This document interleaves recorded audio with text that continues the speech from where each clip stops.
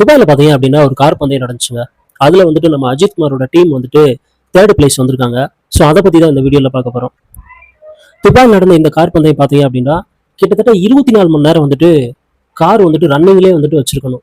So இந்த car பந்தயத்தோட கான்செப்டே வந்துட்டு இதுதான். இதில் பார்த்தீங்க அப்படின்னா அஜித் குமார் ரேசிங் டீம் வந்துட்டு கலந்துக்கிட்டாங்க. இந்த டீமில் பார்த்தீங்க அப்படின்னா கிட்டத்தட்ட 4 பேர் வந்துட்டு இருந்தாங்க. இதில் வந்துட்டு அஜித் குமார் தான் இந்த டீமோட ஓனரு. இது மட்டும் இல்லாமல் பெல்ஜியத்தை சார்ந்த ஒரு 2 பேர் வந்துட்டு கலந்துக்கிட்டாங்க.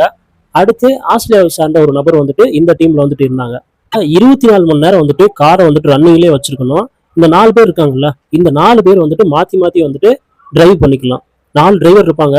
ஸோ இந்த 4 டிரைவர்ல வந்துட்டு மாற்றி மாற்றி வந்துட்டு டிரைவ் பண்ணிட்டே இருக்கணும். இதில் பார்த்தீங்க அப்படின்னா எந்த டீம் வந்துட்டு அதிக நேரம் வந்துட்டு இந்த காரை வந்துட்டு அதிக தூரம் ஓட்டியிருக்காங்களோ அந்த டீம் தான் வந்துட்டு வின்னர். இந்த கார் பந்தயத்தில் 922 பிரிவில் வந்துட்டு அஜித் குமார் ரேசிங் டீம் வந்துட்டு 3ஆம் இடம் பிடிச்சு வின் பண்ணியிருக்காங்க. வின் பண்ணதுக்கப்புறம் பார்த்தீங்க அப்படின்னா அஜித் குமார் வந்துட்டு ரொம்ப ஹாப்பியாகவே இருந்தார். குறிப்பாக பார்த்தீங்க அப்படின்னா இந்தியாவோட கொடியை வந்துட்டு அவர் அசைச்சு ரொம்ப தன்னுடைய சந்தோஷத்தை வந்துட்டு வெளிப்படுத்தினார் அப்படின்னே சொல்லலாம். இது பார்த்தீங்க அப்படின்னா அது அவருக்காக விளையாண்டது அப்படின்றத தாண்டி தன்னுடைய நாட்டுக்கு வந்து ஏதாவது பெருமை சேர்க்கணும். ஸோ அதை முன்னிலைப்படுத்தி அவர் விளையாண்டது மாதிரி தான் வந்துட்டு நான் ஃபீல் பண்ணேன். அஜித் குமாரோட ரேசிங் டீம் வந்துட்டு தேர்ட் பிளேஸ் அப்படின்னு சொல்லிட்டு அனௌன்ஸ்மெண்ட் வருது. இந்த அனௌன்ஸ்மெண்ட் வந்ததுக்கப்புறம் பார்த்தீங்க அப்படின்னா அஜித் குமார் வந்துட்டு தன்னுடைய டீம் மெம்பர்ஸ்களோட இந்தியாவோட தேசிய கொடியை வச்சு ரொம்ப சந்தோஷமாகவே இருந்தார் அப்படின்னே சொல்லலாம். அவர் அந்த தேசிய கொடியை ஸ்டார்டிங்லேருந்து எண்டு வரைக்கும் பார்த்தீங்க அப்படின்னா அசைச்சிட்டே இருந்தாருங்க. ஸோ அந்த அளவுக்கு வந்துட்டு தன்னுடைய நாட்டுப்பற்றை வந்துட்டு அந்த தேசிய கொடியின் மூலமாக வந்துட்டு அவர் வெளிப்படுத்தியிருந்தார். இது பார்த்தீங்க அப்படின்னா அஜித் குமாரோட பேசண்டே சொல்லலாம். அந்த கார் ரேசிங், பைக் ரேசிங்லாம் வந்துட்டு. ஸோ இதுக்கு முன்னாடி பார்த்தீங்க அப்படின்னா ஃபார்முலா 2லாம் வந்துட்டு அவர் கலந்துருக்காரு. ஸோ அதுலேயும் வந்துட்டு வின் பண்ணியிருக்காரு. இவருக்கு ரீசெண்டாக பார்த்தீங்க அப்படின்னா ஒரு 3 டேஸ்க்கு முன்னாடி வந்துட்டு இவர் ட்ரைனிங் பழகும்போது வந்துட்டு இவருக்கு ஒரு சின்ன ஆக்சிடென்ட் வந்து நடந்தது. ஸோ இந்த ஆக்சிடென்ட்ல பார்த்தீங்க அப்படின்னா கார் வந்துட்டு ஃப்ரண்ட் சைடு வந்துட்டு டேமேஜ் ஆயிடுச்சு.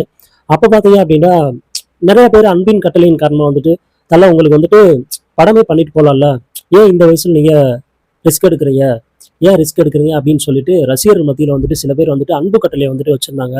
ஸோ அஜித் குமாரை பொறுத்தளவு பார்த்தீங்க அப்படின்னா ஒரு முடிவு பண்ணிட்டாரு அப்படின்னா அதில் ரொம்பவே ஸ்ட்ராங்காகவே இருப்பார். ரிஸ்க் எடுக்கவே தயங்க மாட்டார் அப்படின்னு சொல்லலாம். இப்போ எடுத்துக்காட்டுக்கு பார்த்தீங்க அப்படின்னா நான் நிறைய பேட்டிகள் வந்துட்டு பார்த்துருக்கேன். அதில் நிறைய டேரக்டர்ஸ் வந்துட்டு என்ன சொல்லியிருக்காங்க அப்படின்னு பார்த்தீங்கன்னா அஜித் வந்துட்டு ஃபைட் சீனுக்குலாம் வந்துட்டு டூப் வந்துட்டு போட மாட்டார், அவரே தான் நடிக்கணும் அப்படின்னு சொல்லுவார்.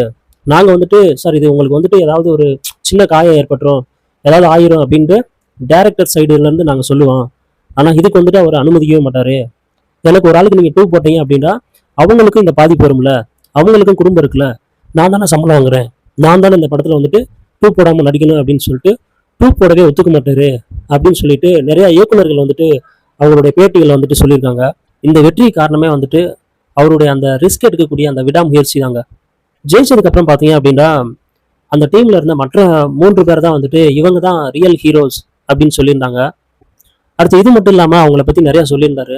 ஸோ இந்த 3 பேருமே பார்த்தீங்க அப்படின்னா அவங்க யூஸ் பண்ணுற காரை பற்றி நிறைய விஷயங்கள் என்கிட்ட ஷேர் பண்ணாங்க. அப்புறம் அவங்க என்ன ட்ரிக்ஸு ஸ்ட்ராட்டஜிலாம் யூஸ் பண்ணுறாங்க அப்படின்றத வந்துட்டு எல்லாமே என்கிட்ட வந்துட்டு ஷேர் பண்ணாங்க. இந்த மாதிரி விஷயங்களை வந்துட்டு மோட்டார் ஃபீல்டில் இருக்கவங்க வந்துட்டு பெருசாக யார்ட்டையுமே வந்துட்டு சொல்ல மாட்டாங்க, சீக்ரெட்டாக தான் வச்சுருப்பாங்க அப்படின்னு சொல்லியிருந்தாரு. ஸோ இவங்க 3 பேருமே வந்துட்டு அந்த அளவுக்கு எல்லாத்தையும் வந்துட்டு என்கிட்ட ஷேர் பண்ணாங்க அப்படின்னு சொல்லிட்டு அவங்கள ரொம்ப பெருமையாகவே வந்துட்டு அஜித் குமார் சொல்லியிருந்தாங்க. அடுத்து பார்த்தீங்க அப்படின்னா அஜித் குமாரோட ஒய்ஃபுக்கு வந்துட்டு அஜித் குமார் வந்துட்டு ஷாலினிக்கு வந்துட்டு தேங்க்ஸ் வந்துட்டு சொல்லியிருந்தாங்க. ஸோ அவங்க அனுமதிக்கல அப்படின்னா நான் வந்துட்டு இங்கே கலந்துருக்க முடியாது. ஸோ அவங்க அனுமதிச்சனால தான் வந்துட்டு நான் இதில் கலந்துக்கிட்டு வின் பண்ணியிருக்கேன் அப்படின்ற மாதிரி சொல்லியிருந்தாங்க.